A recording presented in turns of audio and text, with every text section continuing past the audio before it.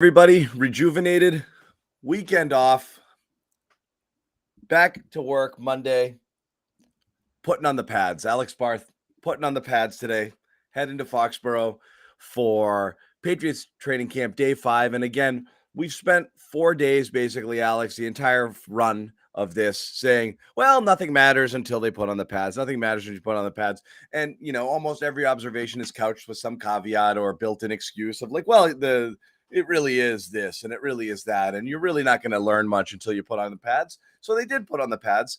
And I don't know how much we learned today, but it does give you a little bit more insight into things. I thought it was a pretty subdued day, both just in terms of like the pace of play, the types of things that they were doing. This wasn't one of those like, extremely physical right pads go on, everybody's dying to hit one another, but they did get to go through the motions and do some things that you can't do without the pads. Primarily, the working a little bit on the run game, and we have some stuff there, and we'll talk about it. We'll talk about some players who looked pretty good. Another thing, you don't get to see anything in the trenches until the pads go on. Definitely some stuff we can talk about here, who won some battles on the defensive line, offensive line, and other things like that. But let's start with the offense, because that's everybody's area of greatest concern. They struggled through the first couple days of camp, or there might have been a win on one of those days. Feels like the last 3 days defense got the better of the offense. I'd say in the last couple of days in such resounding fashion that the offense was barely in competitive 11-on-11s able to complete any passes. And on Saturday last we saw them, Alex, it was no longer red zone stuff. They'd opened up the defense, they'd opened up the field a little bit, and they still really couldn't get much going. Again, no pads, blah, blah, blah, here and there. Today they start running, and they start off running a lot of running plays and short passes here. That didn't go that great either. And again, a lot of people are talking about the Shanahanization, of the offense, outside zone schemes and things like that, which looks like what they're trying to do. Nothing really they did today resembles the Patriots offense. So I'm a little confused about a lot of things, Alex, and I want you to kind of chime in here. They say they're still running a Patriots offense, but today didn't look like a Patriots offense. And if they are implementing an entirely new offensive scheme, it's kind of a strange way to go about doing it. Yeah, I still don't, and it's like we've seen it, right? But I still don't totally buy the Shanahan thing because it just goes so against their core philosophies. It's not a scheme that values depth. It's not a scheme that values versatility. It's not a scheme that I think values creativity, which I know creativity doesn't sound like a Patriots core concept on offense. It kind of is in the passing game. It absolutely is. Game, yeah. I just still don't get it. And the confusing thing to me is like if Josh leaves, right? And you're going to have some sort of reset when you lose your offensive coordinator. I get that. If Josh McDaniels had left and they brought in all these guys from outside the system, if they hire maybe Mike McDaniel as an OC, that would have been a lateral move for him, but he's the first guy that pops in my head. Or like a Zach Robinson, who's a guy we had talked about back at the time, right? Then yeah, this makes a ton more sense because those are guys who have run this throughout their careers. But they bring back Joe Judge, they move Matt Patricia to the offensive side of the ball, guys who have been here, guys who grew up in this system. So they're implementing a system that they've never totally run. I'm personally not a fan of the Shanahan system just in general. I understand it works in certain places. It does. I think it has its limits. I think you need to, like you saw the Rams last year, I think you need to be absurdly talented to be a championship caliber team running the system because you're just pretty much banking on physical gifts. There's not a ton of misdirection. There's not a ton of hiding this or things like that. You're just sort of doing what you do best, right? It's not really at that much of a mental level. So that's where you hear the simplification of it. And I guess that would be the pitch, but they don't have the roster for it. It's not just, I'm not one of these people saying they don't have any skill on offense, but certain players are scheme fits. I don't know that they totally have the roster for it. They don't really have a coach that's experienced. No, with it. it's not. I still don't get it. Alex, it's not even a matter of, it's not a disparaging thing to say, the offense, they do lack explosive playmakers on offense. They don't necessarily have like a mauling offensive line anymore, given some of the recent attrition. So you really do have to scheme up some of your offense here. So this does fly in the face of that because you think creativity would be of the utmost important here. You can't even do the bully ball you were doing 2 years ago with Cam Newton. they're not really built that way. So you have to take what you have, and that might be some depth at receiver and receivers that might be able to do different things, your couple of tight ends and some capable running backs, and figure out ways to put them in the best position to succeed. But it is strange to run this type of offense. And it didn't, again, day one, you're trying some new stuff. You don't expect it to work. So Right. it can only go up from here. But it was kind of noticeable here because it was just, I mean, it's a false start to start the 11 on to start those drills. False start from Wynn. Mac throws a horrible interception to Terrence Mitchell, just camped out there in zone, just threw it right into his gut. Then you're talking about run stuff, tackle for a loss, 2-yard gain, I think was one of the, there was one positive play. The next closest was a 2-yard gain, and everything was soft at the line, right at the line of scrimmage. So there really was nothing going there. It really looked grisly. I'm not, not to steal his take here, but we talked with Greg Bedard earlier today. And again, there's some hyperbole mixed in here, but he didn't think so. He called it one of the worst offensive periods of football he's seen in his 20 years at training camp. That's pretty bad. He's dating back to 20 years ago with the Dolphins. So again, was it that bad? I don't know. That's entirely subjective. It definitely looked a little bit rough, though. I mean, was he not there when Danny Etling was in camp? Like, or Tebow. Or Tebow. Yeah, I don't know about that. Tebow, they were literally laughing at Tebow because he was scrambling, and they're like, dude, this isn't that drill, right. Like he's throwing end over end balls. I've been on the beat 5 years. I've seen worse. Like, it wasn't good. It wasn't good that first period. It's also one period. It wasn't the whole practice. I think people see that and they think he's talking about the whole practice. The Mac interception. No, just one period. That first period there, thought it was rocky. The offense made some plays later, and there's some good stuff to talk about too. We're starting with this. This is the first thing we saw, and it's the first thing that involved physicality, at which we hadn't really gotten to see to this point. Right. It was the first. Everything before that, they were in their positional groups. I think there was one like wide receiver corner one-on-one period, and I love that. I want to offense defense head to head. Couple there were some that I do want to hit on later too. But just again, real quick on that period and what Greg said and all of that is my notes blow everywhere because I gotta have the fan going 24/7. The offensive line did not look good. You had a couple of false starts in there. They really didn't get much of a push up front. I thought the defense, and it's the weird thing about training camp. I said this the other day, right? You can say anybody looked good or anybody looked bad because it's one team going up against itself. Greg can say the offensive line looked as bad as it's ever looked. Somebody else might sit here and say, hey, this was one of the best defensive line performance I've ever seen in training camp, right? Like same conversation we've been having in camp, Alex, with the, when you put it out there, defense dominated the day. Everyone gets really defensive about it. And like they start to act as apologists for the receivers and look, it's going to be better. Can't you take it can't you look at it the other way? The defensive backs have been playing really well so far in camp. That's a positive. Defensive line is also an area where you wonder, do they have enough depth, enough brawn up front? They got murdered in the run game last year. Murdered, okay? At critical times, they couldn't get off the field. So them looking good is good. It's not just an indictment on the offense.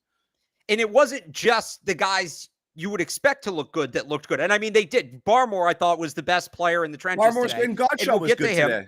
Godshaw was good, but you even had guys like Daniel Aquale had a couple of nice reps. I saw a nice rep from LeBron Ray. Like, that to me was their bigger problem. It wasn't just like, I think, and this goes back to what we've been talking about over the last week with the Godshaw extension and why do you pay this guy if the run defense isn't as good, right?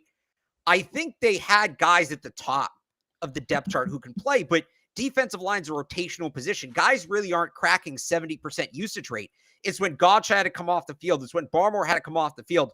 There was this monumental drop-off in ability, and I think that's what killed them. So when you see a guy like Daniel Aquale, again, playing well, that's an encouraging sign because, hey, maybe they have a depth piece here. And I know he was here last year. He actually played well when he was on the field. He was just a practice squad guy, so they didn't have him in every game. LeBron Ray, everybody knows how high I am on LeBron Ray. Again, had a good rep. To go back to that offensive period, the false starts kill you. But again, that's kind of a first day thing. I just thought the defense brought the energy today. And this is kind of how things go in camp too. They go back and forth. Like one unit makes their statement. And okay, so the defensive line, the defensive front, they made their statement today. Certainly, they were the better unit today. They came with more energy. And you love to see that. You do. Now it's all right. The offensive line has to sit on this. They got to go into meetings. They got to watch themselves getting beat. They got to go home. They got to think about it. They got to feel it. They're going to come in tomorrow kind of ticked off. And now it's all right. Are they going to respond? Are they going to punch back? Like, that's sort of how camp goes. It turns into this back and forth, and you just see which side can one up the other. Yeah, and that's of course, and you see it a lot, and you see some instances where a defense, there's other teams in camp where a defense might be outplaying an offense, and the team is more known for its offense than defense, and then as you said, they flip the script. We see this in practices against opposing teams. They get beat up bad one day, they come back and they have a good day. So again, you're not reading a ton into it, but the bigger picture thing here is, yes, it's training camp. Yes, it's early. Yes, you don't expect results right away, particularly if you're working in any sort of new schemes, but you are potentially setting yourself up to fail with the way that the system is running right now, which again, no matter, I don't care how many different ways it's spun. I will not for the life of me understand what's going on behind the scenes in terms of who's managing the offense and the offensive play calling.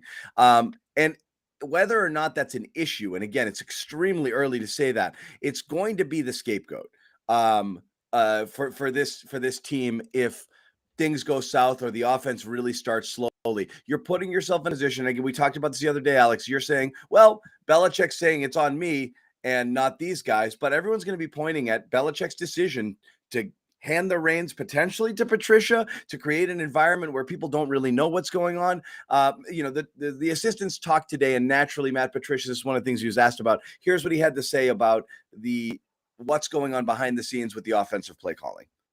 Are you the one scripting? We all kind of handle, all of the coaches, all the way across the board. We all kind of work together. Coach Belichick, obviously, helps us a lot too. And myself and Joe and Nick Cayley and Vinny and Billy, it's a big divide and conquer at some points where we have a lot of work to get done through the course of the night. And everybody really understands what we're trying to do. Not everybody understands right what they're trying to do. So I don't get it. No, it won't make sense to me. We're not saying it's the end all be all. It's not going to tank the season. It's just weird. And will continue to be weird. And it might be the greatest success story ever. And how many times have we said, what the hell is going on here? And then it ended up working. But this just still seems weird.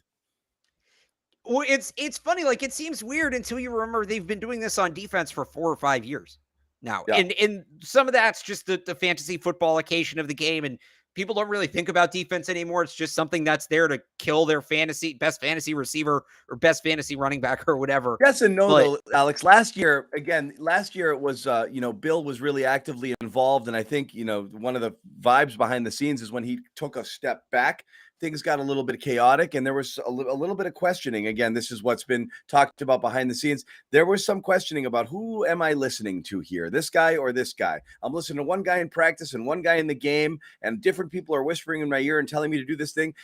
I'll go back to everyone's seen the movie Office Space. I've got 7 bosses, Bob.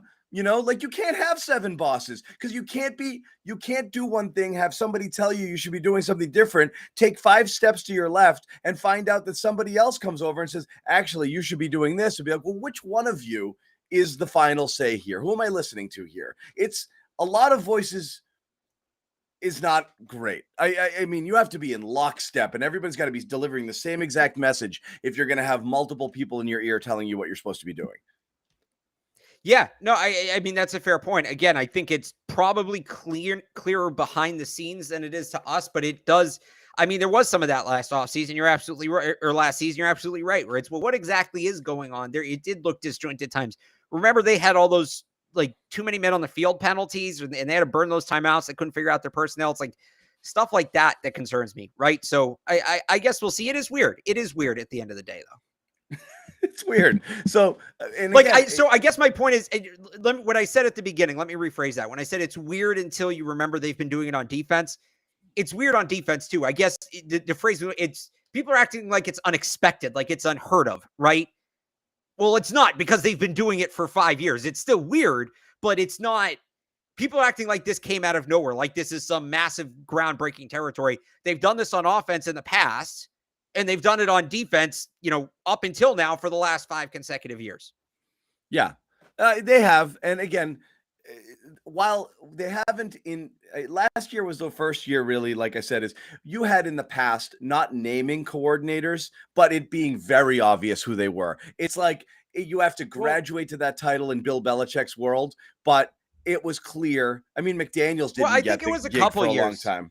I think it was a couple years because, at least on defense, because it was really when Flores left. After Flores left, you've been living with it, okay? Yeah. And it hasn't been awesome, so we're not going to say they've lived with it and thrived since then. After Flores left and you had a Super Bowl winning caliber defense here, then you didn't. And I'm not saying it was all him. A lot of it is personnel as well, but yes, you've lived with it on defense the last couple of years. You didn't really in the 18, 19 years prior during this entire run. There was clearly an alpha on the offensive and defensive side of the ball. Whether or not they got the title, there was one voice, okay? This multiple voices thing is odd. Yeah, no, it is. It is definitely odd. But it's something they've been doing. So it's not, they've clearly been able to manage it, right? They've had some level of success with it. So that's just why, and maybe it's something that works on defense and not on offense. That's possible too. And maybe, we'll learn that. Maybe. Yeah, maybe. It's I don't know. Again, it'll continue. My main point is I'm not going to lay the blame of anything that's happening through 5 days of freaking training camp on anything going on schematically behind the scenes, but you're setting yourself up to scapegoat this particular situation because it is unorthodox. When unorthodox works, that's great. When it doesn't, it's what the hell are you doing? It's no different than a draft philosophy. When you go off the board and you take a Logan Mankins, well, holy crap, that was great. But if you take a Strange and he ends up not being great, couldn't you have just drafted the consensus best guy? It always works that way. So that's the risk you take when you have unorthodox behavior. Bill Belichick has more than earned the right to do that because he's gone off the board and done strange, unconventional things throughout his tenure, and it's worked to tremendous success. But we're teetering a little bit here, Alex. That's what I'm saying. Let me just add this too, to the people who are putting, the training camp struggles, attributing the training camp struggles to the offensive play calling. And I'm not. You're not. And you said what you just said made me think of this, and I'm not either. And look, some people don't necessarily know the ins and outs of how training camp works. So I want to explain it for people because I like this to be an educational show. When what they're running right now is not their playbook. Like the plays, and I use plays loosely, and this is even into the preseason, right? They might have a couple of concepts from their playbook that they try in the preseason, but for the most part, basically what they're doing, it's like a game of Madden. They have like 40 plays drawn up on a chart, and they're just picking from that chart, and that's what they're running. They don't start running their actual true system until the practices get closed to the public. That's just the that's how it works. So they're using some concepts now that they'll try to run, but they're focused on such a micro level now on a player-to-player basis and technique and things like that. The plays themselves don't really matter a ton in terms of what they're looking at right now and what they're evaluating right now. So the play calling, nobody's calling plays right now. There's somebody saying that, hey, here's the assignment, but it's not play calling in the way that it would be, that it's going to be, week 1 against the Dolphins, right?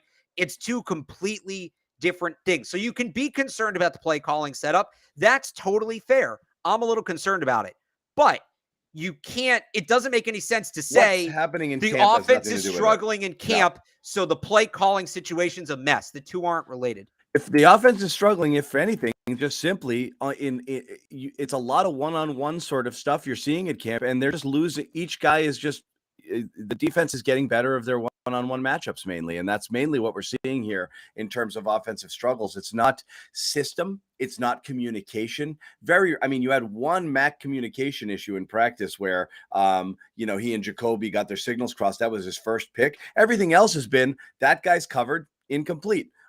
Today it was the defensive line blew everything up at the line of scrimmage and the running backs couldn't get anywhere. That's just guys beating guys. There's nothing schematic here. There's nothing about a new system. There's nothing about the play call. They're running They're running red zone offense where they're going to pass all the time with no pads. Passes are coming. It's not a scheme. It's not a play call. The defense knows what's coming. They're just going, man to man, and the defense has gotten the better of a lot of the matchups. It's as simple as that. So let's talk about, let's switch to the positive side. On the defensive side of the ball, talked about the D-line. Barmore was definitely the biggest head turner today. I think, because again, you get to see those one-on-ones when they go up against each other, and he's just friggin' tough to block, man. He got in the backfield quick on one snap on those 11-on-11s. He's just, you talk about, he's good. He's very good. He's very good. Very good. You talk about need for a playmaker or somebody to elevate themselves to better than just another guy on this team, and a team that doesn't have a lot of these guys. Barmore's as close to that guy as anybody on the team, I might say right now. I don't mean to throw out hyperbole, but if you see somebody kind of breaking through and being a problem, it might be him. Well, I mean, you're talking about becoming one, or already is, because I would, even with the rough end last year, I'd put Judon in that category. He fell off the I know planet. It's tough, but when he was, those first 12 weeks when he was on, he was a top 3 He was pass great, rusher but in football. it erased some of that for me in my mind, but sure. No, that's totally fair. I think Barmore's terrific. I really think he's an outstanding player. I think he can be a difference maker. The question for me with him, and this is why I got especially excited about what I saw today, we know he has that explosive first step, and I don't know if it's if he got better or it's because I haven't seen him in a year or whatever, but I mean, what he was doing today was like beyond what he was doing when we last saw him last year. Yeah. We know he can get after the passer. To me, the next step for him, and people say, oh, he's going to take the year two leap. Is he going to be a 3-down guy, and is he going to be able to play base? Right. How do you qualify that? Is he going to be able to give you more as a run stopper? Like, he was mostly a pass rusher last year. That kind of makes sense. That's who we thought he was going to be coming out of the draft. That's why he fell to the second round. People weren't sure if he could be that 3-down guy. What he did today, again, they were having trouble stopping the run. We just talked, or they were having trouble running the ball offensively. We just talked about it. Christian Barmore was a big part of the reason for that. And that's why I go back to, well, maybe the offense wasn't the worst it's been in 20 years. Maybe Christian Barmore was just really freaking good. And he was all jacked up today. He had the motor going today. I don't know. I don't know that there's a player people are more excited for on this team than Barmore. Certainly on the defensive side of the ball, maybe Ramondre or Tyquan Thornton on offense. But early on, it looks like Barmore's ready to deliver what we're all, even some of our higher expectations. Yeah, he's definitely a guy who's turning heads, and he did today. And again, you really need those pads to come on in order to see anything from anybody in the trenches. Right. So, as far as that goes, we'll stick with the big guys up front. Strange on the offensive side, Cole Strange less so today. Yeah. Had a couple of tough moments. There was one moment where Bill even kind of pulled him aside and kind of talked to him one-on-one. This is going to be a question mark. I mean, he's just been slotted in as a starting guard here. And it's his job to lose. We're not saying he's losing it, but he's definitely, looks like he's a little behind. I mean, he looks like a rookie from a small school. Yeah. And that's not to say he's going to be a total bust. Like, you can clean that up. And so I'll try to be positive with the negative here. The issues I saw from him today are all coachable, fixable things. I thought his hand placement, his initial burst was good, but I think he didn't necessarily have that drive to keep it. And then it comes to the hands, and his handwork kind of fell apart, right? Well, you can coach up the hands. That's teaching. That's all that is. And it's not going to help this year, but a year in the weight room is going to do him a lot of good, right? So I'm not walking away from what he did today saying, oh, they blew the first round pick. It's another N'Keal Harry. Not at all. It's all fixable, but I think there's going to be some growing pains for him. The question is, can they get it all fixed by week 1, which doesn't feel unrealistic at all, at least, the technique stuff. But it's something they have to do. It's on the to-do list. Technique is one. I want to make you also just want to know physically, can he hold up there? Like I said, he's not the biggest guy. He is super athletic, so there's stuff he should be able to do. But beyond the technique, can he be a mauler? Can he be a guy who can really hold up there? Can he help, punch holes there in the running game, which, what the things they used to have with Shaq Mason being able to, to run behind, So I don't know. We'll see. We'll see. Well, no, just to answer that question, like, I think he has the mentality for it. And a lot of that is simply want to. How bad do you want to punch the other guy in the face, metaphorically speaking? Well, maybe literally with some guys, but how bad do you want to come out and hit the other guy? He definitely has that. He certainly has that. Again, for me, it's a weight room thing. They'll get him in shape and he'll be good to go. Yeah, I like him long like term. I'm a little worried about what it's going to look like to start, but I think they're going to have a guy who's going to be able to be a starting guard into a second contract. Yeah, it's again, what we talked about this earlier in the pod last week, but they really they drafted him to plug and play, and that's what they're planning on doing. So if he's not going to be ready to go until year 2, then you're going to have a problem, because right now he's your starting guard, and I don't see anybody else taking that spot from him. I guess if things went disastrously bad, yeah, you'd have to shuffle some things around.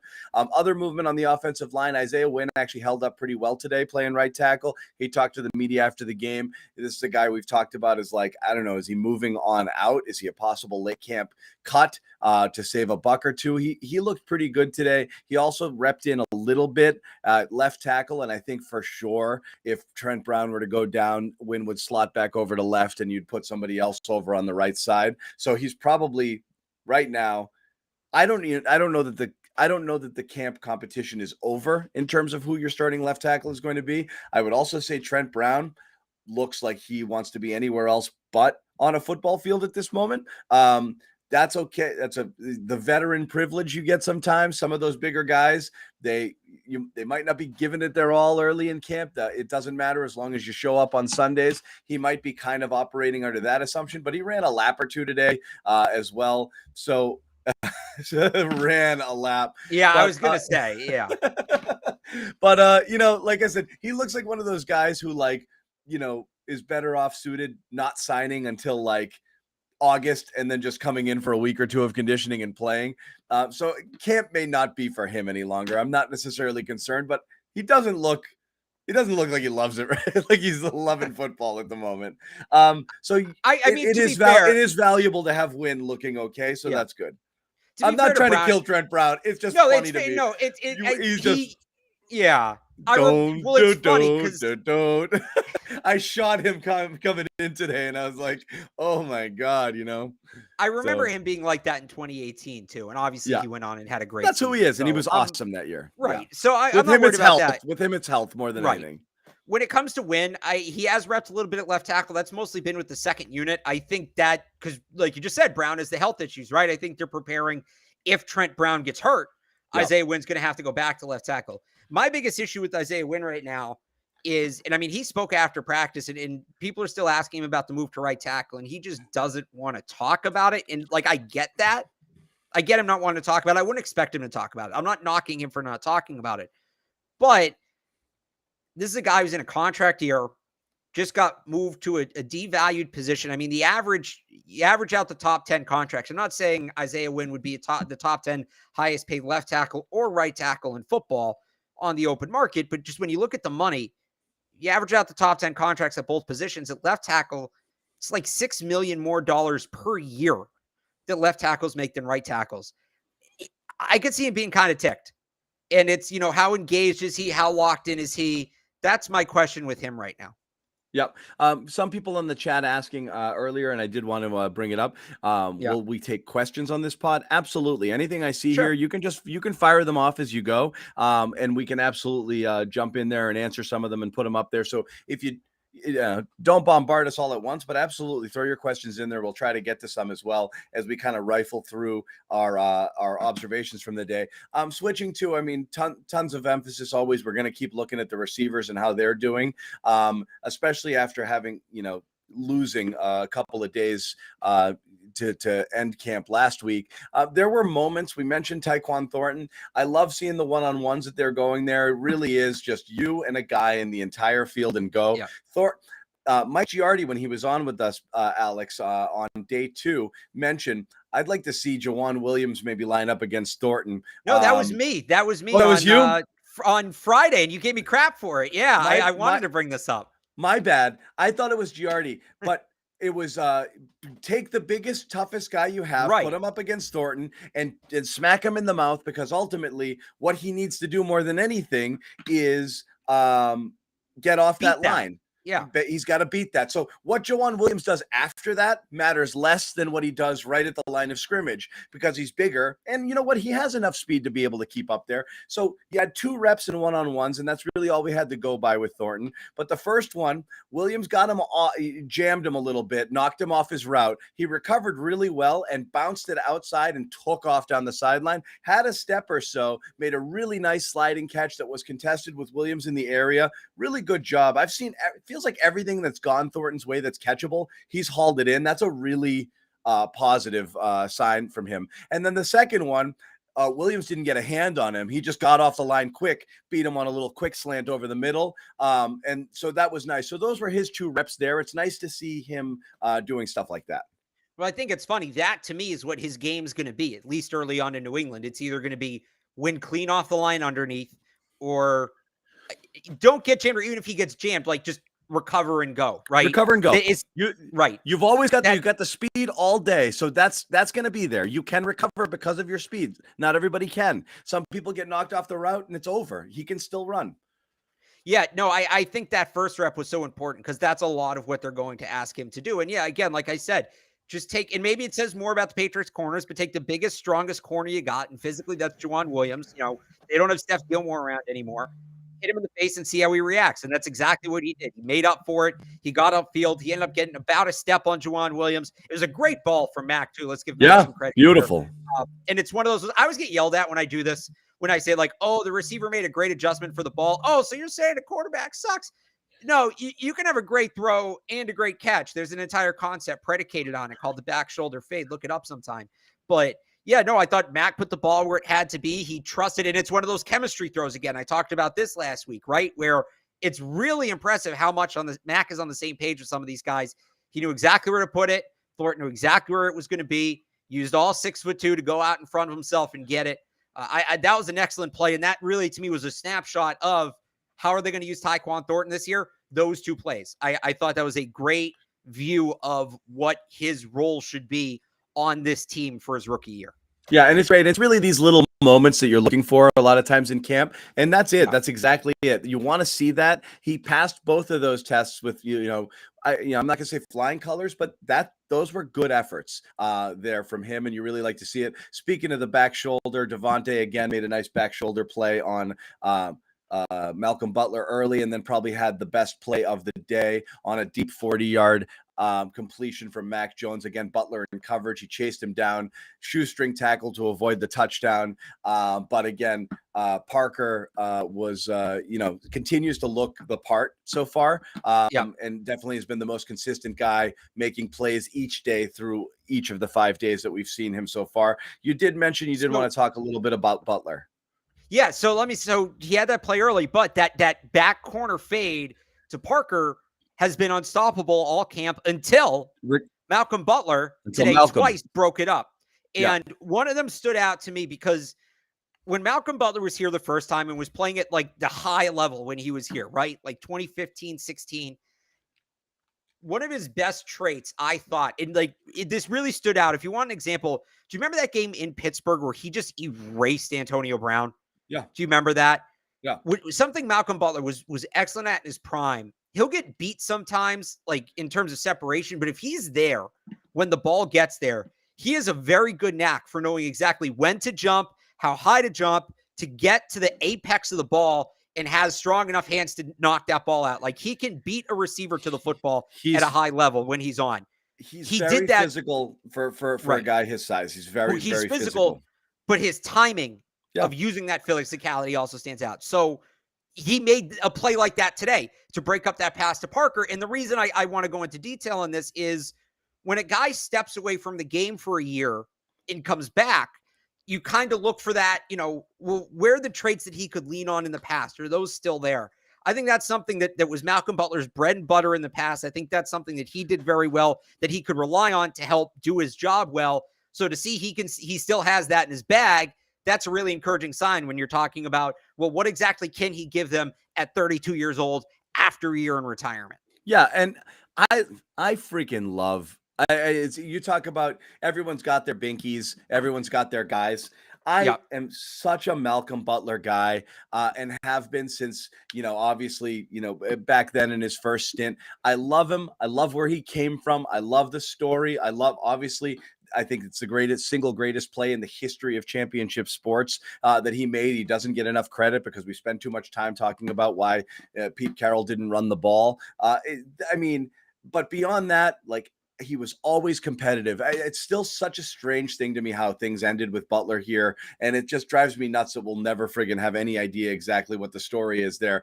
It just seems so out of character for a guy who was just there to compete. As you said, what stuck out to you, his timing, his ability to get his hands on stuff. To me, I think he's always competitive. Even when he gets beat, he's competitive. Yeah. He's there. He's around it. Yeah, sometimes he'd get high pointed at times, and he'd be right in somebody's shirt and they'd make a contested catch. But he's always, always, always competitive, and he fights for it. So I desperately want to see him come through and make this team. But he seems a little fringy right now. He's been running with the twos exclusively. Almost everybody else has gotten some first team reps at some point or another in the defensive backfield, and that includes Jack Jones, that includes Marcus Jones, and you would imagine John Jones as well, he just got off the pup today. Malcolm's been locked in on second team duty the entire time, and he's working on special teams. It's something you don't normally see out of somebody who'd be a starting corner. Maybe that's a ticket to make the team, a little bit of special team stuff as well, and a backup cornerback. You can never have too much. But do you think he's a lock? Do you think he's a bubble guy? It feels like it just because they need the depth, right? And maybe they sign somebody else, based off the roster they have right now. If you cut him, well, now Juwan Williams is your fourth boundary corner. That's who he's competing. If you think he's at the last spot, I think he's the third guy right now. I think he's still ahead of Jack Jones for the time being. You do. If you want to say, I think that part of the reason he's playing lower reps, I think they know what they have in him. I think they're maybe trying to ease him back in. I'll be interested to see what he does once joint practices begin. But if you want to say he's the fourth guy, and I understand there's a fair argument to say that at this point. Well, all right, if you cut him, now it's Juwan Williams. And now you're an injury away from Juwan Williams playing 60 to 65% of your snaps defensively, pending an outside addition, right? I don't feel good about that. So maybe it's more by default, but I feel pretty confident he's going to make the team. Somebody, I was on Zolak and Bertrand earlier today, and they asked the question. I thought this was a really interesting way to phrase it. Is he closer to starting or is he closer to getting cut? I don't think he's a starter right now, but I would say he's closer to starting than he is to getting cut. He's firmly in the middle, but yeah. I think he's right there. But as you said, in terms of outside guys, yeah, it would be, you'd have to go to Juwan. Right. And was I wrong, or Juwan run with the ones a little bit today? Yeah, he did a little bit. You're right. He did. And was it at safety? I'm trying to remember. No, they had him at boundary corner because I know he went up against Yeah. Thornton a few times, and he went up against Aguilar a few times. They seem to be putting him on the fast guys. I wonder if they're thinking with him, and it's kind of like I talked about testing Thornton. I wonder if one of the ways they're going to counter speed, because they're going to face a ton of speed this year. And obviously they have, fast corners, Marcus Jones, Jonathan Jones. But I wonder if one of the ways they'll try to cancel it is go back to the 0-1 game plan against the Rams. Hit them. Just hit them, knock them on their ass, and then see what happens. So if you're going to do that, if that's going to be a part of your defensive game plan, that bodes well for Juwan Williams, because that's what he does. Yep. Couple other things that we saw today. Ty Montgomery getting reps with the running backs and the receivers. Again, I find it, I don't see any way in which Montgomery doesn't make this team. It's really early, but I do think their plan is to use him as kind of a jack of all trades, versatile sort of guy. And again, depending on the James White situation, this third down back role could very much be his and Ramondre, who's, certainly going to be a little bit more adept at catching balls than Damian Harris. Harris still running with the ones, but I do think that this is your three-headed monster, mainly at running back. I think Taylor might be on the outside here with this group, but that's just my read. He had a rough day, Taylor. He had a drop today. And again, the pass blocking still concerns me in regard to him playing that role. Montgomery is one of the most fascinating players to me they've had in camp in a while, maybe in my entire time on the beat, because I agree with you. He's going to make the team, but there's so many different directions they can go with him, right? Even just roster wise, how do they view him? Do they view him as a wide receiver? Do they view him as a running back? if they view him as a wide receiver, and I mean, this is nothing new. I've talked about this before. Everyone's looking for their Debo. Yeah, that to me is maybe honestly more Kendrick Bourne. Like, I love Kendrick Bourne as a scheme touch guy. With Montgomery, to me, it's like, all right, well, if they view him as a receiver, you have pending a trade because none of these guys are getting cut. Bourne, Myers, Parker, Aguilar, Thornton. You have those 5. So then Montgomery 6. I'm not going to count Slater here, but Montgomery 6. So now you look at a guy like Trey Nixon, who had a good day today, by the way. Like, are they going to carry 7 receivers? Versus, do they view Montgomery as a running back? And then does that mean a redshirt year for Kevin Harris? Does it mean a redshirt year for Pierre Strong? Does it mean J.J. Taylor can't make the roster, right? And that's just the roster construction of it. Then you get into building the actual game plan. If he's going to be your third down back, those are snaps where he can't be a wide receiver. Are you going to use him as a wide receiver? Are there situations where it's him and, James White, if he's playing, or him and Ramondre Stevenson on the field at the same time? How does the defense read that? Do they read it as one running back? Do they read it as 2 running backs? Right. There's just so many things you can do with them. There's so many ways you can go, and none are right or wrong. I'm not going to sit here and tell you they should use him like this or they should use him like that. And I love to do that. People who watch the show, so last week I made a stupid joke. I said the former host of this podcast. People got mad at me for that. And really mad thinking you. Yeah. I know. That's like Evan suggested that terminology. That's an inside joke between me and him. He's very much in on the joke, but I guess I'll stop because I don't want to upset people. But people got so mad in the comments. It was his idea. Look at it. He's still getting me in trouble. He's not even hosting the show. He's still getting me in trouble in the comments. They got almost as mad at that as me being on the show at all. People who watch the show know I love to be like, we have to use this player this way because asset management, blah, blah, blah. That doesn't exist with Ty Montgomery. You could show me 5 different plans for how to use them, and I think they'd all probably be legitimate. It's going to come down to how the other personnel rounds out around them. And I think, honestly, some of it might go week to week just based on the matchup and who they're playing. I really do believe the guy who gets the most snaps out of that backfield by a wide margin is going to be Ramondre because of his ability to use both. But I do think Montgomery. Yeah, but I do think Montgomery's going to be kind of all over the field in multiple roles there, and you are going to see him, make some plays. The one thing I wonder about them really putting a heavy workload on Ramondre Stevenson, he's still under contract for 2 more years. You don't want to burn him out, and that's something they're very conscious of. They like to make sure that they don't run any of their backs into the ground during the you redshirted Harris, and then he was the lead back a year later. Right. Ramondre did get some run last year, but I do feel like, if anything, right, you still, if you don't plan on doing anything with Damian Harris after this year, you can run him into the ground if you wanted to, and you still have Ramondre fresh for 2 years after that. I just think he's just the more dynamic, explosive playmaker, and he gives you a little bit more flexibility with your offense when he's out there. I just think it's just gonna go there, regardless of intent. Well, I mean, they'll tell you want your best 11 guys on the field, and there's not a ton of ways you can arrange that, not have Ramondre on the field. So right. So yeah, I do see that happening, but again, they both seem, Harris is going to get in the mix too. But like I said, just Ramondre right now, just the way he's being used early, and the way he looks and a little bit leaner and just looks good catching the ball out of the backfield. It's a good problem to have. Yeah. Oh yeah, definitely. Yeah. We did want to wrap up. You can't go an entire day without talking about Mac. And again, especially since the offense had struggled some. I will say, and I'm not saying this just to be a Mac Jones apologist, I don't put a lot of any of the struggles over those couple days really on him. It's not like he was missing open guys. It's not like he was making poor reads. He wasn't late. Guys just weren't open when they were doing the 11 on 11s. And he had to scramble sometimes.